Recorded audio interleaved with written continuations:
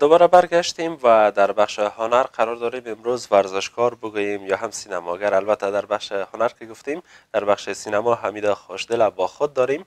سلام، صبح شما بخیر. سلام، صبح شما بخیر، صبح بیننده تلویزیون جهان و اندرکارکنان تمام تلویزیون و تشکر از شما میکنم که امروز همراه شما معرفت پیدا کردم. امروز باره سینما و فتنس ما شما. بله، بشک. دو بخش البته همین جان به پیش میبرن، هم فتنس و در بخش فتنس اولین مدال آور در افغانستان بود و در ضمن در بخش سینما هم در سینمای خارجی در بعض از فیلم ها، در بعض از کلیپ ها اینا نقش بازی کردن و از خودشان پرسان میکنیم که چقدر وقت میشه خودت در بخش سینما فعالیت آغاز کردی و شامل سینما شدی؟ سینما مشخص تقریبا میشه 3 سال میشه که در سینما هستم. سال 2020 خود یک مشکلات قرنطینه و کرونا و ویروس کرونا پیدا شد. از اونجا ماندیم چون من ممبئی زندگی میکنم. بازم آخر یک فیلم داشتیم به نام TX، شاید تریلرش هم باشه بیننده. دیگه سرمون کار کردیم و 3 سال میشه تقریبا. 3 سال میشه که در بخش سینما شما کار میکنید. در این 3 سال در چند فیلم گفتین کار کردین؟ فقط 1-2 فیلم خود ما که زیر دست داریم که یکیش ریلیز نشده هنوز، ختم شده، تکمیل شده و یکیش هم زیر کار است و در یک فیلم دیگه که در پنجاب شوت شد، در راجستان پنجاب، به نام The Black Prince هست که در او یک هنرپیشه موفق سینمای هند که اکثریت علاقمندش از افغانستان هم شبانه عظیمی است که او هم یک نقش داشت. دیگه در او بازی کردیم. دیگه خورد ریزه و فیلم های کوتاه و چیزا زیادتر بیشتر. یعنی این فیلم که روی کار هست یا زیر کار هست خود نقش مرکزی داری یا کدام این بخش فیلمی هست؟ که هست در افغانستان و هند شوت شده، بله خود نقش مرکزی رو داره. بله. کارگردانش خودتان هستی؟ کارگردانش نه، کارگردانش فقط یک تیم وسیع داریم که چون در کابل هسته و یک بخش ما در دلی هسته. در ممبئی که بسیار یک پرودکشن کوتاه که همراه ما فوتای فیلم های کوتاه همکاری میکنیم. بیشتر خود در افغانستان خود راحت احساس میکنی در سینما یا هم در هندوستان که گفتین؟ سینما هنرپیشه خود هر بخشی که هر کشوری که باشه، هر جایی که باشه، هر جایی که باشه هیچ کدام مشکل نداره. او میتونه به راحتی کار خود انجام بده. دیگه تو برای من کدام مشکلات نیست که اگر ممبئی باشه، اگر اوضاع جایی که خوب باشه، سیفتی زیادتر اونجا داشته باشه و سیف باشه، طبعا اونجا راحت بدون شک. و از فتنس هم یادآور شویم چون شما اولین مدال آور در بخش فتنس هستین. مسابقاتان داخلی بود، خارجی بود، چه نوع مسابقه بود؟ بله، اولین مدال آور فتنس افغانستان هستم. چون فتنس بعضیا شاید فکر کنن فتنس نفهمن یا بفهمن یا فکر کنن که تمامش تنها شنیدن. بله، فتنس فقط ورزش بادی بیلدینگ یا پرورش اندام با فتنس بسیار فرق داره. فتنس فقط امی حرکاتش فرق میکنه مکمل و رژیم فیزیکش هم مکمل فرق میکنه. اگر در ورزش پرورش اندام ما شما گپ بزنیم، اونا بیشتر زیادتر خوراکشان بیشتر زیادتر و کربوهیدرات و پروتئین بیشتر میگیره. مگم امی فتنس که هست فقط مسقال یا بسیار گرام آدم هر دایت رژیمش میگیره. دیگه فتنس تقریبا در افغانستان بیش از 5 سال یا 6 سال شده که فتنس رواج شده و در دنیا بسیار کم و قبلا بادی بیلدینگ بود، پرورش اندام بود. بله، نه بادی بیلدینگ کسایی که میخواین سایز کلانتر و بزرگتر داشته باشن میتونن بادی بیلدینگ بکنن و کسایی که میخواین خوش‌زیب باشن، لباس در جان از اونا بهتر بشینه، وقت هر بادی بیلدینگ باشن، بادی بیلدر باشن، بر از نوع مشکل است لباس پیدا کردن در بازار هست. خب پیدا میشه، اما چیز به میل دلش پیدا نمیشه. میل دلش فتنس باز یک ذره زیباتر است و عوارض و قدر و عوارض جانبی در بدن و قدر نداره. بله. و مدال که گفتین شما اولین بار آوردین به افغانستان از کجا بود؟ در کدام مسابقات بود؟ اولین بار که من مسابقه کردم در دلی بود، مستر دلی بود که من مقام 4 گرفتم و بعد از او هم در بادی بیلدینگ نه در فتنس. بعد از او باز من همین رشته فتنس علاقمندی زیاد پیدا کردم و در دنیا مال بسیار پرنفوذ است. دیگه شد در ممبئی مسابقه کردم، 4 مسابقه. بعد از او در افغانستان مسابقه کردیم. بعد از افغانستان که با تیم ملی من سلکت شدم، انتخاب شدم، با مسابقات تایلند بود، مسابقات جنوب آسیا بود، مسابقات آسیا بود دیگه. یعنی چند وقت پیش از قرنطین مسابقات کاتماندو نیپال بود مسابقه داشتیم که 2 مدال آوردم. بشک حالا ماشاءالله تان. یعنی هر کسی که میخواد به یک جای برسه اما استعداد درونی خود ببینه و که آیا ما در همین کار استعداد دارم یا ندارم. اما حمید جان و قسمه که روزای قبل هم مهمان می داشتم اونا میگفتن که ما در این بخش استعداد داشتم و رفتم این موفقیت هایش ما شما میبینیم و تماشا میکنیم. از سینما دور نمیشیم و دوباره آمدیم در بخش سینما حمید جان. و در هندوستان گفتین در چندین کلیپ آهنگ ها هم شما یعنی نقش بازی کردین. چگونه است وقتی یک شخص بخواهد که در سینمای هندوستان وارد شود داخل شود چی کارا را باید بکنه، چی ویژگی هایی را داشته باشه؟ او مربوط خود شخص میشه که هنرپیشه میشه که در چی علاقمندی زیادتر است. پس علاقمندیش که بیشتر بود میتونه در اون موفق هم باشه. در خودم در پانتون دلی یونیورسیتی بودم که یک فیرویل میگیرن وقتی که خلاص میکنی تمام میشه شکل گودبای که ما شما گودبای پارتی میگیم اون شکل پانتون که خلاص میشه باز یک فیرویل میگیرن. در او باز ما مدل ما را انتخاب کردن. یک رمپ واک بود که یک شاگردای همسنفی ما بود از کل پانتون بود دیگه. بسیار یک چیز کلانی بود، یک ایونت بسیار کلانی بود. باز اوجا من انتخاب شدم. بعد از او باز ما پانتون دوستا و خودم پانتون رئیسش هم دیپارتمنت ما باز اونا گفتن که چون تو علاقمندی دی بیشتر است و میتونی که دی موفق شوی ممبئی برو کمپانی های فیلم ترای کوشش کو. بعد از او باز ما که درس‌ها تکمیل شد رفتم ممبئی. باز در ممبئی اولین کلیپی که همراه یک پنجابی بود یک کلیپ داشت و تقاضا کرد یک مدل فیت کار داشتن. بعد از امو باز علاقمندی ما بیشتر شد. باز یک کلیپ همراه نها کاکرم که بسیار هنرپیشه موفق بک‌گراند سینگر هندوستان است، بالیوود است که اکثریت فیلم ها ببینی همو زیادتر آوازخوانیش همو پیش همو نام میگیرن. دیگه همراه از او داشتم، دیگه اعلانات داشتم، کارا بود دیگه بیشتر. یعنی وقتی که ببینن استعداد آدم که یعنی میتونی خودت در بخش مدلینگ باشی یا هم در بخش سینما باشی در کشورهای خارجی استعداد خودت وقتی ببینن خودم امو پروژه می پیش خودت که اینی پروژه را دارم یا اینی فیلم روی کار دارم خودت باید این فیلم باشی. استعداد خودت یعنی قبل از قبل اونا مطالعه داشتن. بله او باز یک اسکرین تست میگیره هر کمپانی که تو سلکت میکنه بازم کوردینیتر خدا میگه باز او زنگ میزنه برای خودت به تماس میشه. پس تو را میخواد به اسکرین تست یک تست میکنه از پیش 2-3 بار. بعد از او باز روی کار میبرید اگه اعلان باشه اگه فیلم باشه اگه کلیپ باشه باز سر. بله و در آهنگ کارمی میوزیک باجا بودین خودت با نها کاکر. بله بریم یک تریلر از فیلم های خودت هم تماشا بکنیم که چه نوع هست در کدام فیلم است تماشا بکنیم دوستان.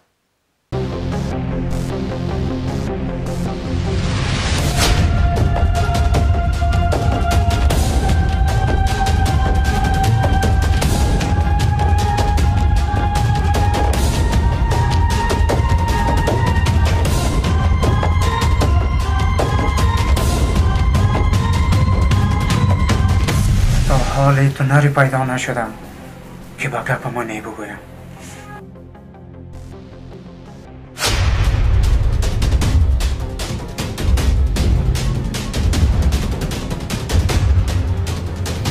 کاکای مست احترام و تدارم از خاطر خون دادن از ما استفاده شدم.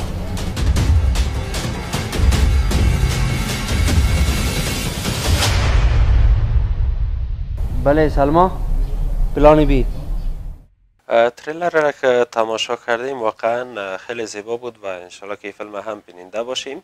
از کدام فیلم بود و چه وقتی ریلیز میشه هم ریلیز شده چگونه از خودت بیشتر مثلا میشه صحبت؟ فیلم آخرین فیلم همی است. یک فیلم دیگه هم زیر کار داریم چون قرنطین شد دیگه و هم تو در جایش ما نتونستیم برو پیش ببریم. این فیلم به نام فیلم تیکسی است دیگه. این تیکسی بعضیا فکر میکنن که یک مختصر بگویم چون برنامه وقت ما کم است. تیکسی یک نوع مولکول است در بدن. وقتی که ما یک ضربه میبینیم یک بدن ما حسی بدن ما فقط خون ما دساردر میشه هیچ استاپ نمیشه بسیار با مشکل استاپ میشه خون. باز اینمی مولکول است که از خصوصا از چیزهای زهری در وجود ما زهری که میشه پیدا میشه. مثلا ما شما نوشابه‌ای هست که بسیار خراب میباشه، در مارکت استفاده میکنن و بعضی موادهای دیگه که ورزشکارا استفاده میکنن خونشان خراب میشه دیگه. این سر از امو فیلم است تیکسه به او است. و یک پیام دیگه به دوستا هست از این فیلم که ما و شما قبلا که تولد میشیم یک ساله و 2 ساله میشیم باز میگیم که تو به نام بچه کاکایت شدی یا به نام بچه خالد شدی دیگه. یعنی رسم رواج بسیار بد هست. رسم رواج قلب. باز دختر که روش کلان میشه و صاحب زندگی خودم میفهمه و تحصیلاتش میرسه، شاید بچه کدام مشکل پیدا میکنه یا دختر مریض یا تکلیف کدام چیز پیدا میشه، باز بین ازیا یک ناساز میشن دیگه. این هم یک پیام خوبی است در این فیلم که هر وقت که ریلیز شده تکمیل شده فیلم که لیکن ریلیز نشده دیگه. این فیلم آخر ما بود که دربارش یعنی واقعا یک فیلم خوب هست، چون شما چندین بود که فعلا در جامعه ما مشکلات هست، از چندین بود را مورد بحث قرار دادین، هم روی تصویر کشاندین. مثلا بعضا هستن انرژی با در کشور ما اگر ببینیم روز یک انرژی میه و نمیبینن که آیا معیاری است نیست، یک چی مشکلات به بار میره. و قسمت که خودت گفتی بعض از ورزشکارا هستن، بعض از ادویجات اینا استفاده میکنن، بعض از پروتئین هایی که در بازار است معیاری نیستن استفاده میکنن و همون است که آینده از اونا خراب میشه. و در بخش مدلینگ خودت هم فعالیت داری یا خیر؟ مدلینگ داشتم از امو شروع کردم کارم از امو شروعش بود که پانتون بود، باز کارهای دیگه که اضافت کامرشال بود تجارتی بود اونا رو اجرا کردیم هست. لیکن در افغانستان یک دو پروژه خورده داشتیم دیگه، چون زمینه تو یک کشور کمک مشکلات مدلینگ است. کمپانی هم داریم که نو در رشد هستن میکنن، بسیاری اونا پیشه ها را تشویق میکنن، خوب است. لیکن در افغانستان ما کار نمیکنم. بله، یعنی در افغانستان خب برای همه ما معلوم است وقتی که یک استعداد داشته باشی یا هم در یک هنر مثلا موفق باشی، اینجا بیشتر از هموطنان متاسفانه علاقه‌مند نیستن به این کارها و از این کارها قدر خوششان نمیاد. این فیلم هایی که میخوای خودت ریلیز میشه هم چند وقت بعد به بازار میخوای که در افغانستان ریلیز شه یا هم به کشورهای خارجی؟ در افغانستان به شکل دیویدی که میسازن و به اون شکل نه. اگر جشنواره، چون امی فیلم ما رو در چند جشنواره هم دایرکتر ما روان کرده و چون در افغان فیلم ما ثبت رجستر است فیلم ما دیگه جشنواره است فعلا این فیلم های ما و در خارج طبعا سرش کار میکنیم و خصوصا در بخش سینمای هندوستان که اونا میتونن که در سینمای خردش شانی ریلیز بسازن. در افغانستان هم میسازیم مگر به شکل دیویدی و با او شکل نه. یعنی کدامش به نظر خودت خوبتر است، در داخل کشور یا خارج از کشور؟ چون حتما مصرف میکنین پس باید یک درآمد داشته باشه. بله هر دوش خوب است. طبعا که یک چیز مصرف میکنی دیگه درآمد از او باشه، غیر از او باز علاقمندی، اگر از خودت علاقمندی داشته باشی بخش تیمت که می باشه اونا باز ضرورت به هر چیز داره. مثلا اگر یک مدل سلکت میکنی میگیری در یک بخش فیلم ضرورت می داشته باشی، طبعا او یک نیاز به پیسه داره، نیاز به مصارف خود داره، نیاز به ترانسپورتی که اکامودیشن میکنی میاریش انتقالش میته در شوت میاره، بعضی وقتا شوت ما ناوقت‌تر میشه، بازی مشکلات ها زیاد میباشه. طبعا به تجارتی میسازیمش، لیکن در افغانستان علاقمندی داره نسل جوان ما که هستن تمامش داره. خب این یک مشکلات های سیاسی که ما شما داریم باز مانع کارهای ما میشه بدون شک. و شبیه خودت کی هست در خانواده که مثلا خودت در 3 بخش فعالیت میکنی، هم سینما هم مدلینگ و هم ورزش، که بیشتر خودت تشویق میکنه که مثلا در این بخش ها خیلی موفق هستی؟ فقط من بیشتر در سینما ها به هر صورت یا تا می جایی که من در تحصیلم در هر کارم که یک ذره موفق شدم و رسیدم مادرم بود. چون مادرم همیشه ما را تشویق میکرد، همیشه اگر از خرد بودیم صبح ما را وقت بیدار میکرد، بری اول مسجد قرآن بخوانی، بعد از او باز مکتب بود، باز پانتون. باز خودم زیادتر از کسی که تشویقم کردن بیشتر من خودم علاقمندی به درس خود به هر کار خود علاقمندی زیاد پیدا کردم. باز من یک عادت دارم که یک چیز بخوایم که کار کنم، یا چی درس باشه، چی کار باشه، چی فیلم باشه، چی مسابقات باشه، امو کاری رو میکنم که میگم تا حد توان خود تا که دمو موفق نشم اتو نمیکنم که نه والا من نتونستم یا بگویم که من همی از دستم پوره نبود. تو یک چیز نه، تا حد توان خود میکنم. باز خداوند هست همراه ما همیشه میگه بی زحمت راحت یعنی زحمت خودم میکشین دیگه. بیشتر زحمت میکشین. اگر یک نقش بازی بکنین از این فیلمتان یک دیالوگش باشه؟ دیالوگ مشخص، چون این فیلم پیام بیشتر به دو سه چیز بود. یکی ورزشکار بود و یکی هم پیامی که دختر سنش خورد می باشه به نام میشه. این یک چیز بود. یک دیالوگ مشخصی نداشت که مثلا کدام کمدی باشه. فقط یک چیز دیگه، یک در فیلم که بیشتر جای کمدیش که زیادتر بود که در شفاخانه بودیم. شفاخانه یک خون از پیش ما میگرفت که ما ادای خون میکردم به مردم، چون ورزشکار بودیم یک تیم هم داشتیم. همونجا براستی سوزن دست ما خورد و بسیار یک تکان زیاد خوردیم. اونمو بسیار یک جالب بود برای ما. دیگه تو مشخص کدام دیالوگ یا کدام چیزی نداشت که ما بگیم، چون فیلم جشنواره پیامی است. بله بدون شک و از خاطر خوش و همچنان جالب هم یادآور شدن وقت اینا میخواستن شوت بکنن با پیچکاری کنول بزنن، پیچکاری همین تحقیقی، یعنی فیک نبود دیگه، جلی نبود. همو تصادف ده گفتم خیر حال خورد خونشان بگیره که درسته. بعض از فیلم ها رو ما تماشا کردیم وقت میزنن رنگ خون بیخی یا نارنجی تر میشه یا گلابی میبره.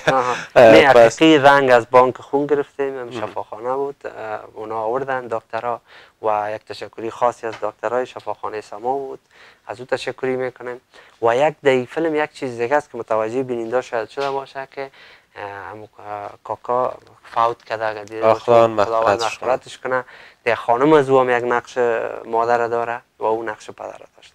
بله بدون شک در سینمای افغانستان واقعا استعدادهای هست همین جان که یادآور میشه. مثلا در بعض از نقش ها هستن استعداد از نوع قابل قدر هست، اما متاسفانه در کشور ما قدر زمین هم مساعد نیست. شکر از اینکه خودت آمدی همین جان، وقت خدا بر ما ساختی و خواهش میکنم. فقط تشکری میکنم از تلویزیونتان و از بیننده که وقتشان در پرده تماشای ما کردن. دیگه فقط تشکری خاصی از خود شما و از تلویزیون جهان. تشکر از خودت و تشکر از شمایی که بیننده تلویزیون جهان هستین. یک وقفه داریم و بعد از وقفه با شما هستیم.